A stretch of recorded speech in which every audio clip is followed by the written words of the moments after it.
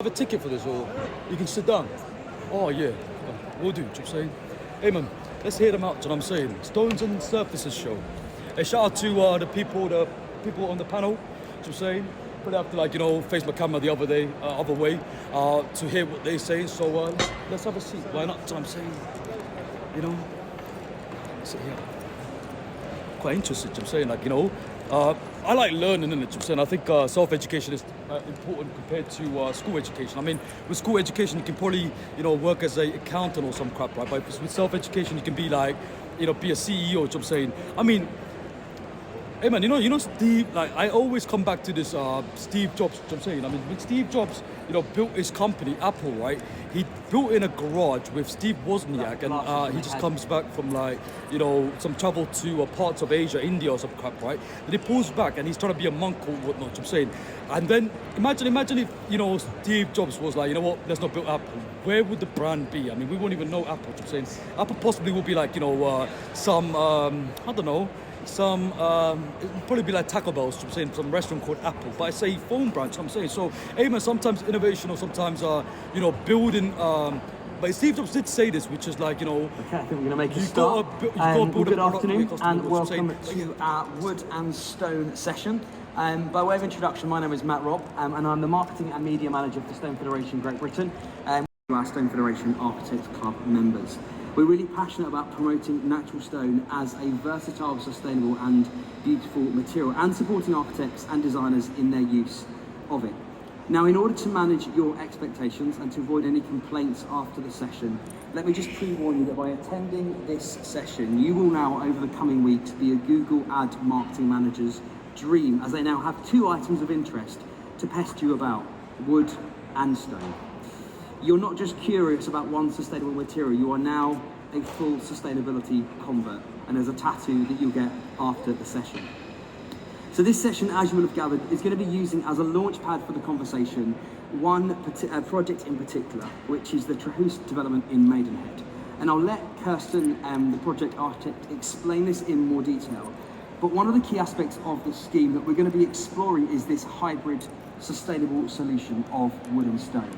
This partnership of stone and timber is actually nothing new. There are examples of this construction method as far back as the Neolithic age.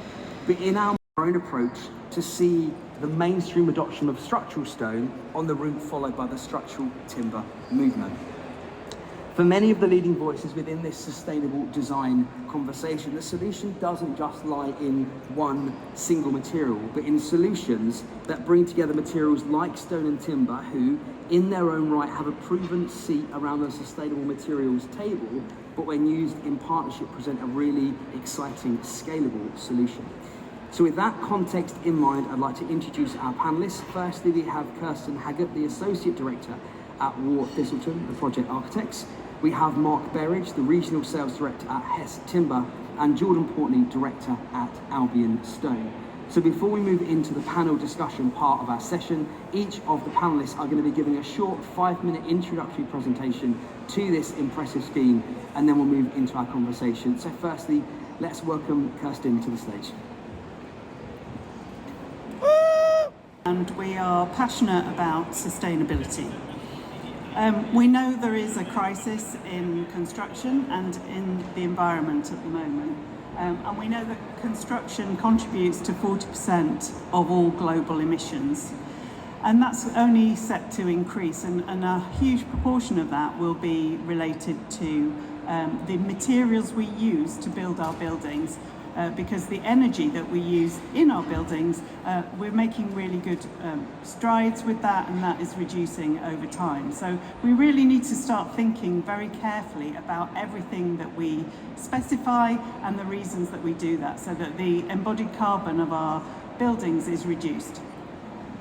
And to do that, we have a very integrated approach in the way that we design. We always incorporate our services engineers, structural engineers and clients in the process, because some of those early decisions that we make when we're designing our buildings really have the biggest impact on embodied carbon. And for us, innovation is really key to this, and so using a lot of mass timber in our buildings, not in an efficient. I'm Mark Berridge. I'm the representative for Pashlack and Norica Timber and Hes Timber. Our slogan, as you can see here, speaks for itself. It's wood to wonders. That's what we do. We're an Austrian embedded company with a global network. We have plants in Austria and Germany, Slovenia, Spain and Canada. We produce sawn timber and then glulam timber and then other products. So into the UK particularly, we do everything from a piece of 4x2 or a 50 by 100, whatever way you want to call it now, right through to a major project such as Treehouse, such as Wimbledon, such as these large timber, glulam and CLT structures. We currently produce 450,000 cubic meters of glulam, and when you consider there's about 400 cubic meters of glulam in the project of Treehouse, it can show you the scale of which glulam and mass timber is now in the world. And we are not the only producer, there's many others. We are one of the larger ones. Currently, we are operating across the world. UK is a prime market for us, as well as Germany and all the European countries, but Australia is a major market along with America and Canada. We are now into South America and the Far East. We have done several projects already. Okay. So mass timber is getting across the world. Coming on to some of the projects that we have done. One you may recognise is the Google building in King's Cross. We put down a facade project because that may be linked to this show a little bit. So we've done the timber facade part of this, which is the vertical part you can see there, and that's a specialist Accoya and larch mullion system that is sort of a hybrid between the two species into a glulam product. And currently this is, I think, one of the largest timber facades in the world currently standing. Going to the other extreme of what we do, this is a project in called the Cutaway in Australia that we're just finishing or just finished. And this just shows where mass timber is getting away from industrial and through to sort of almost joinery quality.